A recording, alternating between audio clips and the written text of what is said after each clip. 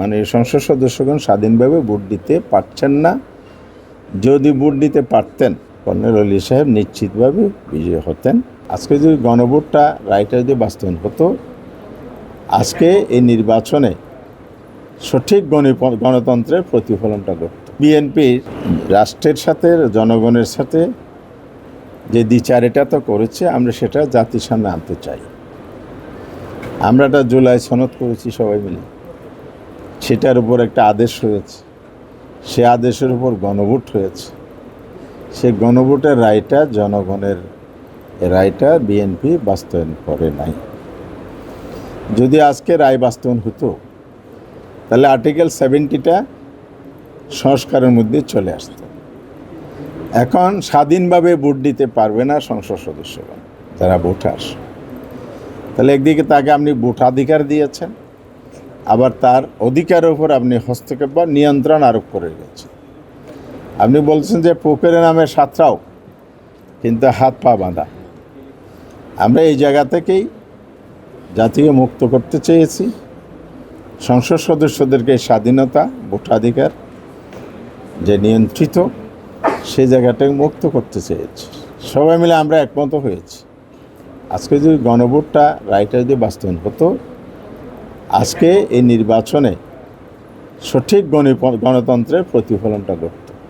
এ রাষ্ট্রের যে ধাপে ধাপে যে বাধা, মানুষের অধিকার যে বাধাপ্রাপ্ত হচ্ছে, এটাকে আমরা উঠিয়ে দিতে চাই।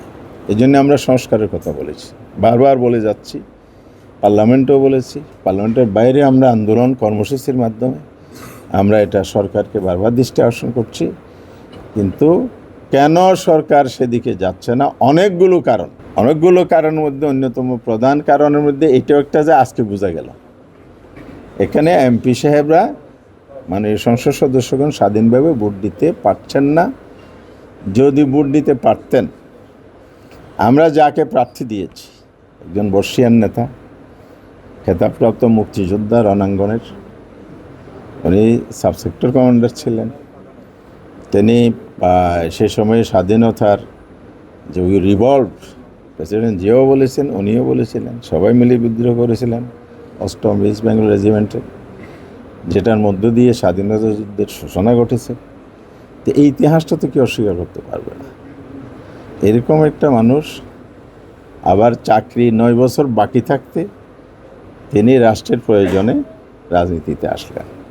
4বার মন্ত্রণালয়ের দায়িত্ব পালন করেছেন, 6বারের এমপি ছিলেন, পরিচ্ছন্ন রাজনীতিবিদ হিসেবে সবাই জানে, একজন পিএইচডি হোল্ডার, দক্ষ অফিসার, বর্ষিয়ান রাজনীতিবিদ, অত্যন্ত গ্রহণযোগ্য একজন মানুষ, যাকে নিয়ে কোনো বিতর্ক নেই। এমন একজন প্রার্থী জাতি আশা করেছে, জাতির পক্ষ থেকে জনগণের পক্ষ প্রতিনিধিরাও একটা যোগ্য প্রার্থী এখানে পেত। তার প্যারালার কোনো প্রার্থী তার প্রতিদ্বন্দ্বিতা আসবে, এটা আমরা মনে করি না, জনগণও মনে করে না। কিন্তু এই জায়গায় স্বাধীনভাবে ভোট দিতে না পারার কারণে, অর্থাৎ গণভোটের রায় বাস্তবায়ন না হওয়ার কারণে স্বাধীনভাবে ভোট দিতে পারছেন, আর্টিকেল 70 রয়ে গেল।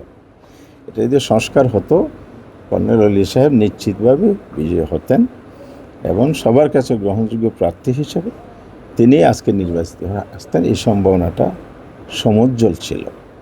দুর্ভাগ্য এটা জাতির জন্য। আমরা সেই জায়গাটা বিএনপির দ্বিচারিতার কারণে অথবা তাদের সংস্কারের ব্যাপারে পজিটিভ মানসিকতা না থাকার কারণে জাতি এখান থেকে বঞ্চিত হলো, একজন দক্ষ যোগ্য লোকের সার্ভিস থেকে রাষ্ট্র বঞ্চিত।